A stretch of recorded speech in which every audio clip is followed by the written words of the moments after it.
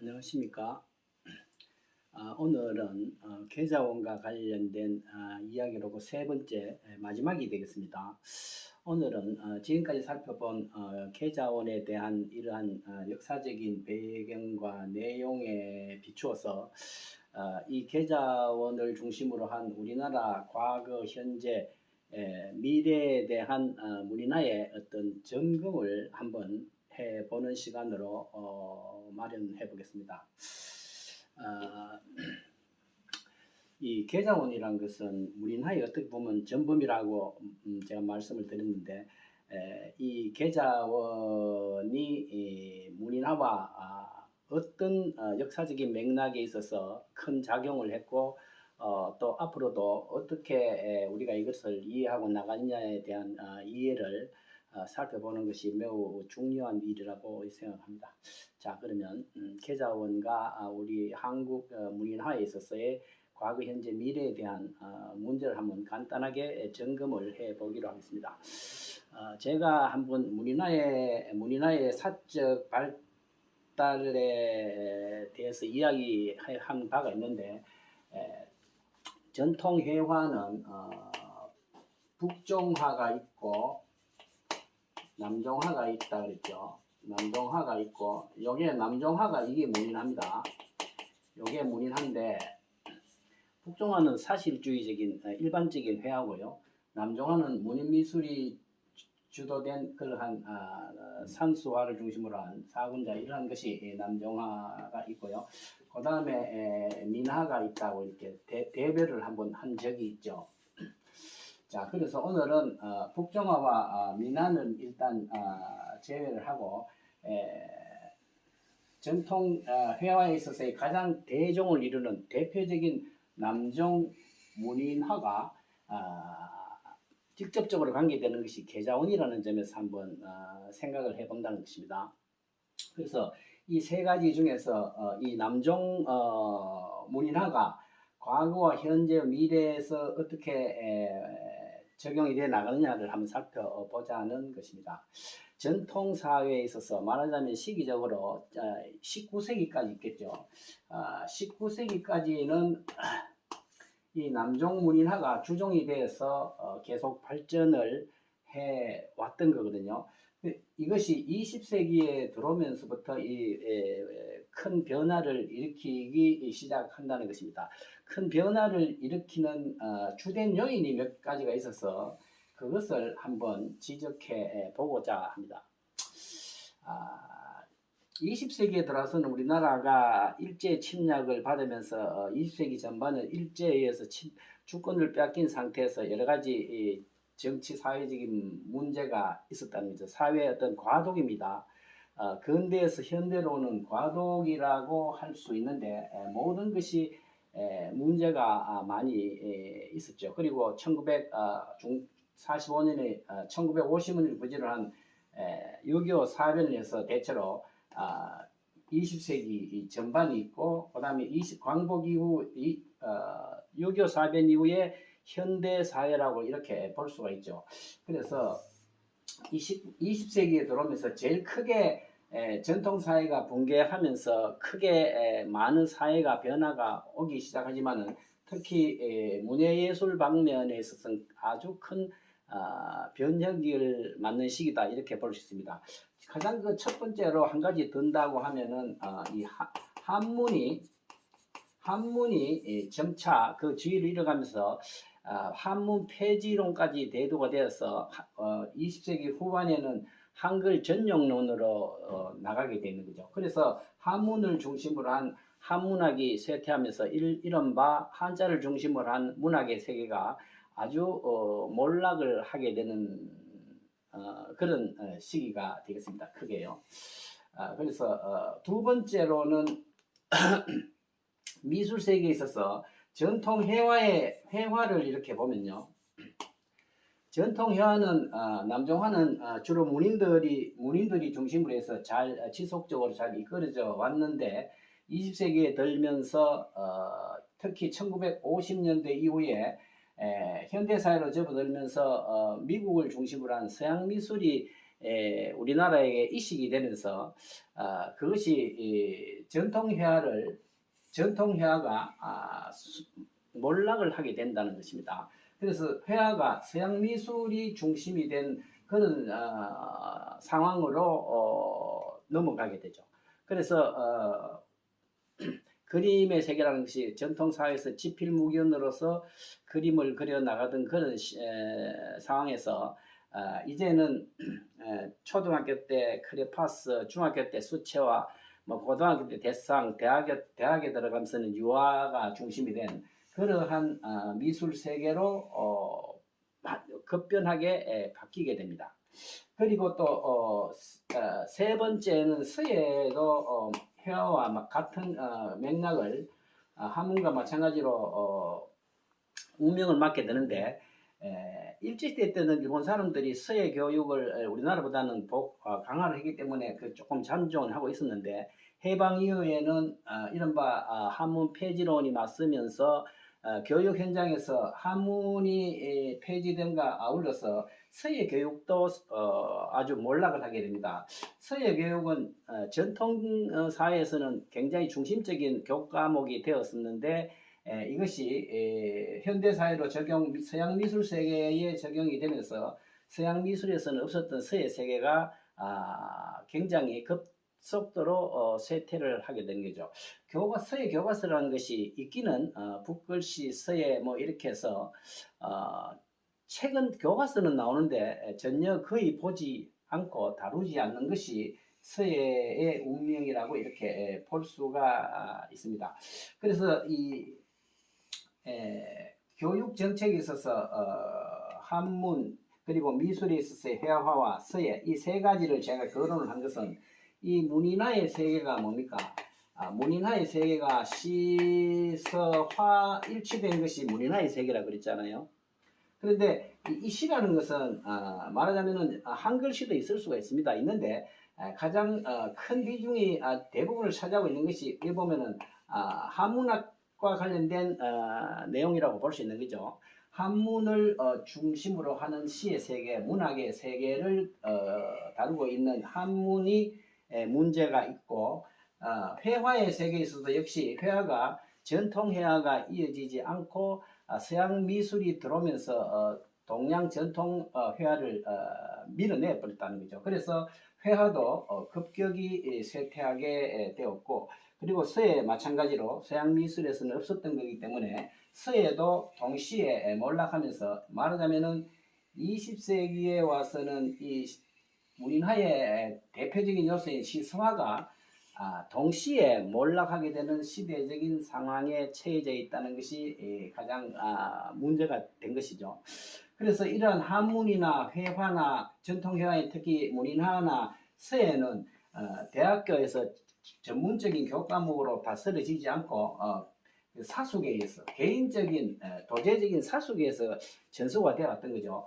한문학과도 있고 동양학과도 있고 서예학과도 사실은 있었는데 그거는 상당히 시기적으로 후대에 와서 한문은 조금씩 처음부터 명맥이 유지되어 왔고 회화는 동양 회화가 신설된 것이 서양 회화에 이어서 1970년대 돼서 전체적으로 대학에서 수용하기 시작했고 서예는 1980년대가 되어서 대학의 학과로서 설립이 되기 시작해서 20세기에서는 상당히 후반에 와서 학과로 수용이 되었지만 대부분의 문인화나 서예나 한시 이런 계통은 사숙을 통해서 전승이 되어 왔고 한문 이외의 서예와 회화는 일제시대의 조선미술 전람회와 해방 이후의 국전에 이어지면서 실기를 중심으로 해서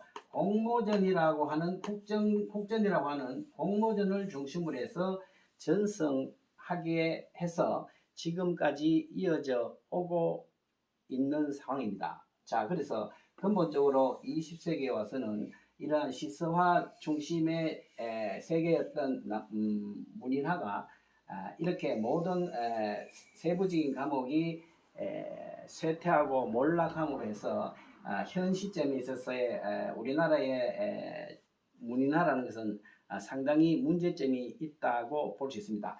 현재로서 볼 때는 이 세 가지의 결합이 된 이 문인화가 다 분산이 돼 버린 겁니다. 이 학과가 이 통합이 되어서 교육이 돼야 되는데 이것이 한문은 한문학과, 회화는 회화과, 서예는 서예과 이렇게 떨어져 나감으로 해서 문인화의 요소가 다 분리가 되어 버렸고 공모전에 있어서도 이 회화와 서예 분야도 분열이 되고 서예에 있어서 문인화가 또 분열이 돼 나가면서 일치가 되어 있었던 이 문인화가 산산조각이 나게 됨으로 해서 문인화의 참된 의미가 현재로서는 상실되어 버렸다 이렇게 볼 수가 있는 거죠.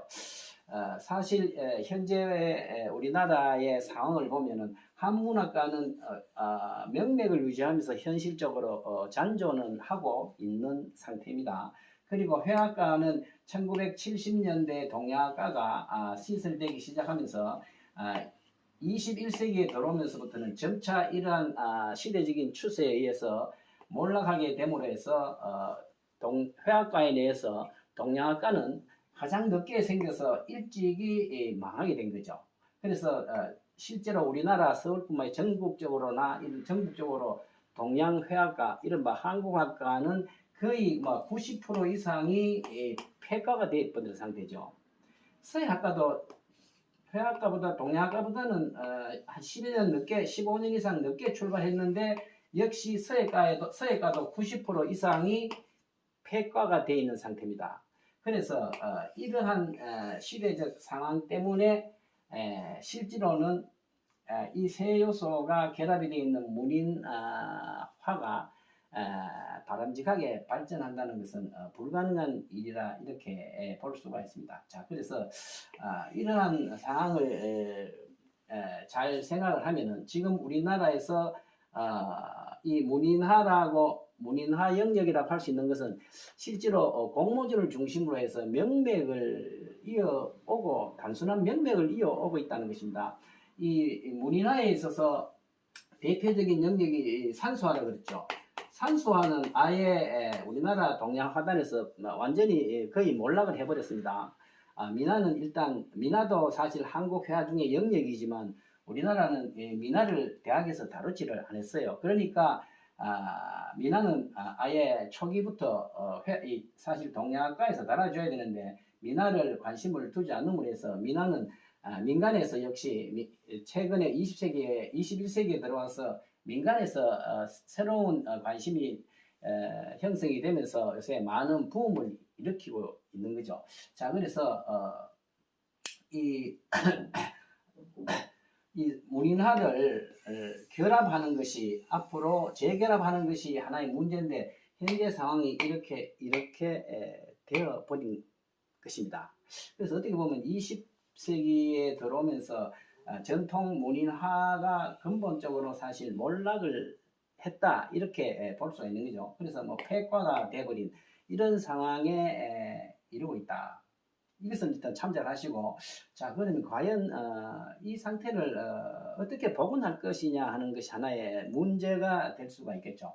자, 근데 이게 폐과가 된 것이 다시 나기는 나야 되는데 현재로서는 상당히 쉽지가 않다는 생각이 들지만 전통이라는 것은 역사적으로 크게 흐르면서 다시 복고를 하고 하는 이런 흐름이 있다고 볼 때 앞으로 이 한글뿐만 아니고 한문에 대한 새로운 관심을 가지고 한문학과도 부흥을 해 나가야 되지만은 우리가 전문적인 교육을 하는 대학에 있어서 이제까지 20세기에 우리나라의 대학 교육은 전부 분과가 되어서 교육을 했어요. 한문은 한문학과 이래서 의학으로 분류해버리고 회화는 미술대학에서 회화만 다루고 또 조각은 조각과에서 다루고 서예는 늦게 들어가지고 또 서예과로 독립돼 버리고 이렇게 해서 전부 다 분과에서 따로따로 교육을 해서 했기 때문에 특히 문인화가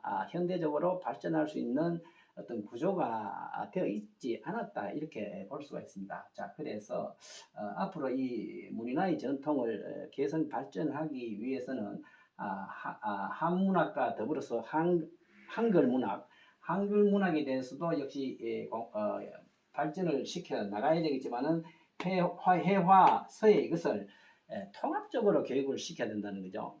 그래서 이 우리나라 교육이 처음 이렇게 갈라서 이렇게 했지 않습니까? 그래서 뭐 법과는 법과대로, 뭐 의대는 의대대로, 미술은 미술대로 이렇게 다 갈라져서 교육을 하는데 사실 어느 정도 모든 과목은 연계성이 있는 거죠. 특히 이 시소하는 한문과 회화 서예는 우리나라는 역사적인 흐름 안에 일치가 되어 왔던 것이기 때문에 20세기 들어오면서 이것을 따로따로 띄어버리기 때문에 문제가 된 것입니다. 자, 그래서 앞으로 이 한문 국문학, 한문학적인 요소 그리고 미술, 회화적인 요소, 서예 이 세 가지를 같이 공부를 하고 연구를 해야 된다는 거죠. 그래서 앞으로 서예과나 동양학과가 이제 생겨날 때는 단독으로 생겨서는 그 명맥을 유지하기가 정체성을 잃어버리게 되죠. 그래서 서예 교육과 회화 교육 그리고 한문을 중심으로 한 문학 시공부를 동시에 해서 해야 바람직한 문인화가 재창출 될 수가 있다는 것이 관건이라고 봅니다. 사실 제가 이렇게 지금 거주하고 있는 이 대구 지역은 여기 보면 영남 지역이 가장 전통적인 전통이나 보수, 이런 보수라고 하는 전통적인 요소를 많이 지키고 있는 그런 지역인데 서울 경기 지역 다음으로 가장 미술대학이나 한문을 공부를 하는 사람이 제일 많은 게 영남이고 영남 문화의 중심이 대구이기 때문에 대구 지역에도 사실은 20, 30년 전까지만 해도 대구에 미술대학이 5개가 있었어요. 5개 미술대학에서 동양학과가 다 있었어요. 다 있었는데 지금 5개 대학에서 동양학과 중에서 4개가 폐과가 되어버린 그런 상태에 있고 서예과도 그 80년대는 전국에 서예과가 4개 있었는데 대구에 2개 있었습니다. 대학이 있었는데 그 2개의 서예학과가 동시에 2000년을 중심으로 해서 전후로 해서 폐과가 되어 버린 거죠. 거의 뭐 90%가 아니고 95% 문인화에 근간이 되는 학과가 폐지되어 버린 그런 상태에 있습니다. 과가 폐지된데도 거기에 대한 문제점이나 이런 것을 지적하고 대책을 세우는 분위기는 제가 보지를 못해서 개인적으로 문인화를 공부를 하는 제 개인 입장에서는 굉장히 안타깝다고 생각하고 제 개인적인 생각에서는 전통적인 문인화를 미래의 새로운 동양 우리 전통 회화로 이어나가기 위해서는 우리가 대학이 중심이 돼 있을 경우에는 이런 한문과 미술과 서예를 동시에 교육이 되는 그러한 구조가 되어야 전통 문인화를 미래로 이어나갈 수 있다고 생각을 합니다.